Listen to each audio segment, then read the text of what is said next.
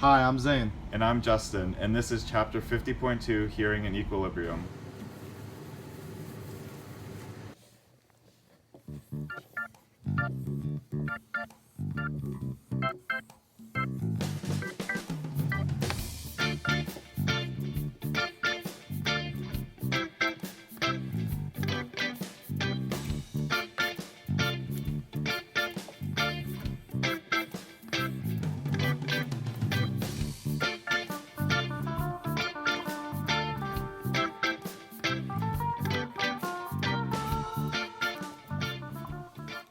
Let's start by introducing the ear. The part of the body responsible for both hearing and equilibrium.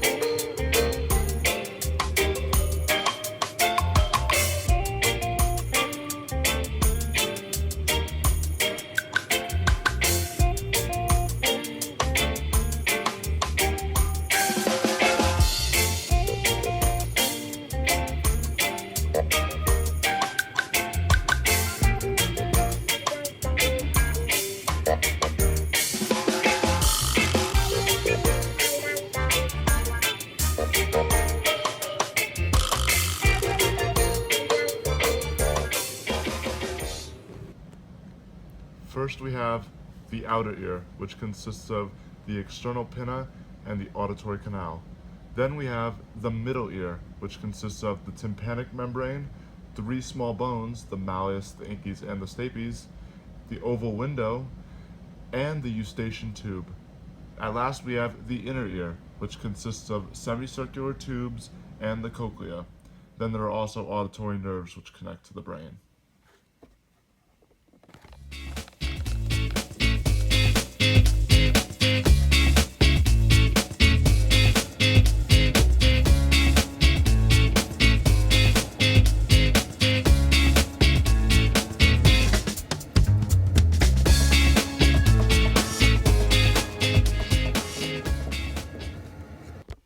Ever wonder how the brain is able to distinguish between different frequencies, pitches, and sounds in general? Ever wonder how sound reaches the brain in the first place? Well, the different parts of the ear come together to make these processes happen.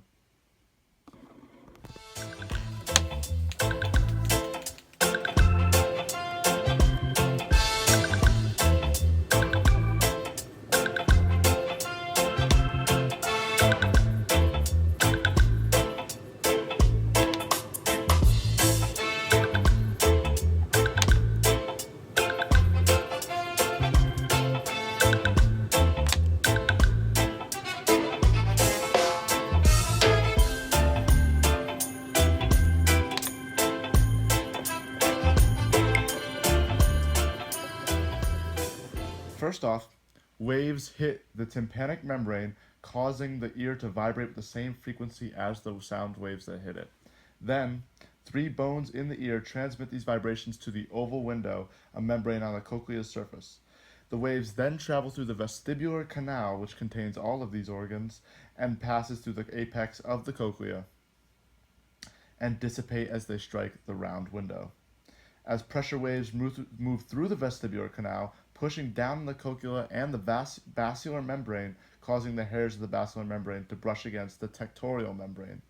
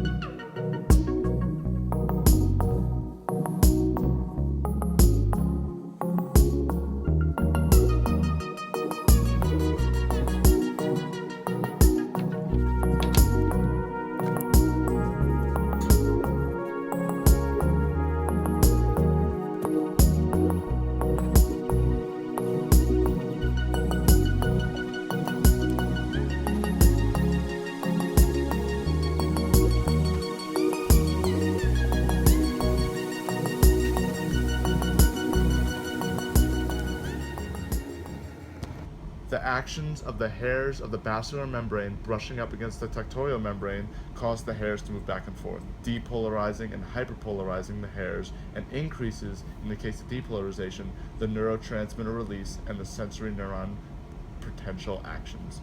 As a result, these neurons carry sensations to the brain through the auditory nerve.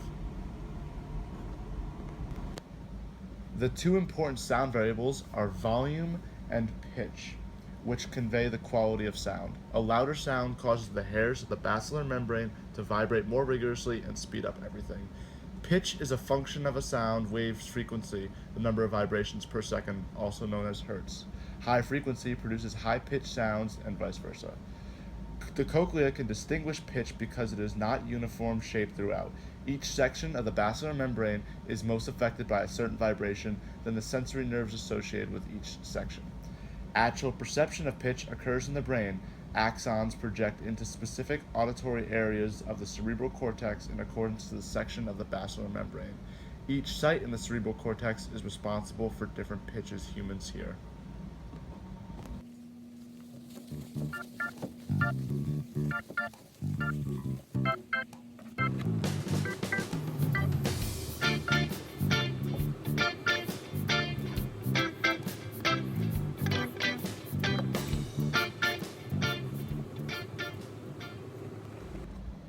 Do you ever wonder why you get dizzy and have a lack of balance after spinning around? Well, the parts of the ear explain the body's equilibrium or balance.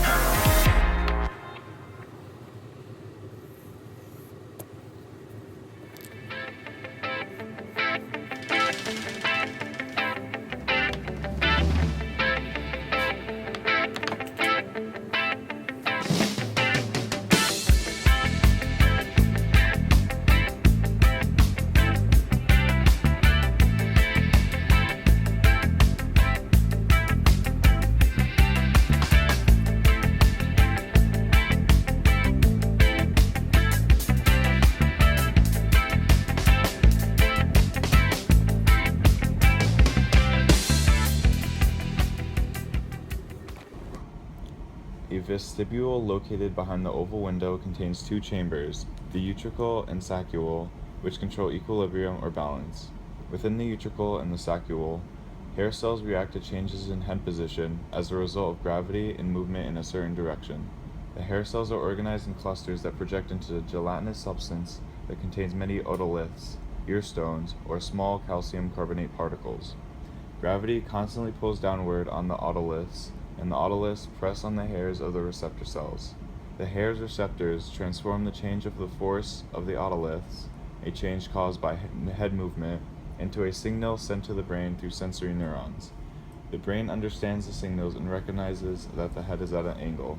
The constant pull of gravity sends a constant series of action potentials along the sensory neurons of the vestibular branch. Different body angles cause the stimulation of different hair cells and sensory neurons. When the head moves in a certain direction, the force of gravity on the hair cells changes, either increasing or decreasing the cell's release of neurotransmitters. The brain interprets these changes in impulse production as a change in head position. In addition, the otoliths are also used to detect acceleration. In a similar manner, the semicircular canals organized in three spatial planes identify changes in the angular movements of or rate of rotation of the head. The equilibrium in the semicircular canals is disrupted when you spin around, and as a result, you become dizzy and have a lack of balance.